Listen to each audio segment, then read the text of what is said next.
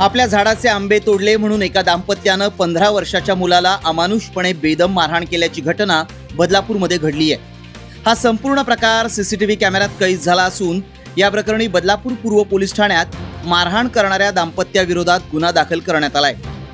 बदलापूरच्या आपटेवाडी परिसरात स्वानंद तरंग नावाची सोसायटी असून या सोसायटीत 30 एप्रिल रोजी दुपारी सोसायटीतली लहान मुलं क्रिकेट खेळत होती। यावेळी त्यांचा बॉल बाजूच्या बंगल्याच्या कंपाऊंडमध्ये गेल्यामुळे पीडित 15 वर्षीय मुलगा बॉल आणण्यासाठी गेला। यावेळी त्यानं तिथं झाडाला लागलेले आंबे पाहून काही आंबे तोडले। मात्र ही बाब समजल्यानंतर त्या बंगल्याचे मालक राजा जमदरे आणि त्यांच्या पत्नी रात्री स्वानंद तरंग सोसायटीच्या आवारात आले आणि त्यांनी तिथं खेळत असलेल्या संबंधित मुलाला आंबे तोडल्याचा जाब विचारला, तसंच मारहाण करण्यास सुरुवात केली। एवढ्यावरच न थांबता मुलाला मारत मारत त्याच्या घरासमोर घेऊन जात पालकांसमोरही लाथाबुक्क्यांनी अमानुष मारहाण केल्याचा आरोप पीडित मुलाच्या आईनं केलाय।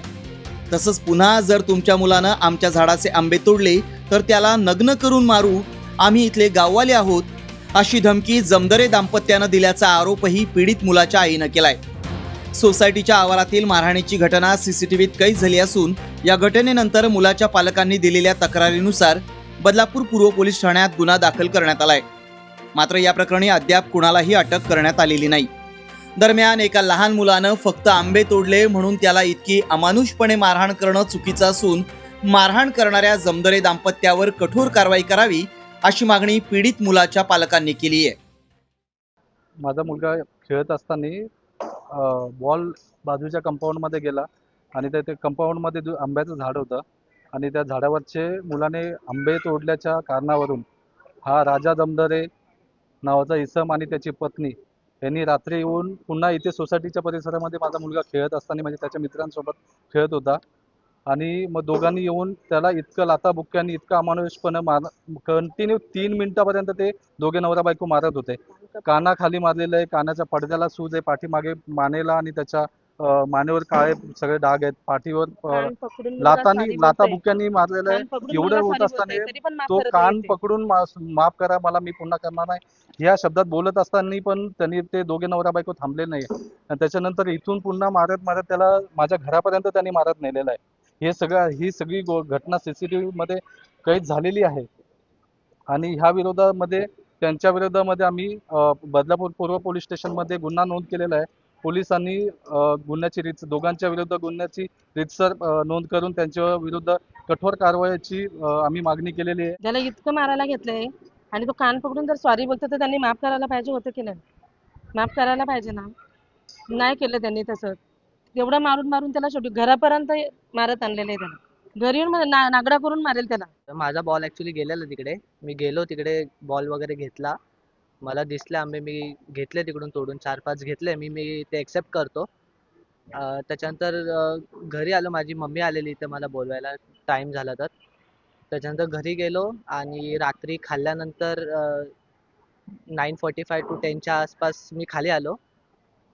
तर आम्ही इथे माझे मित्र 3-4 मित्र होतो, आम्ही खेळत होतो आम्ही। तर त्या काकी आणि ते काका आले दोघं।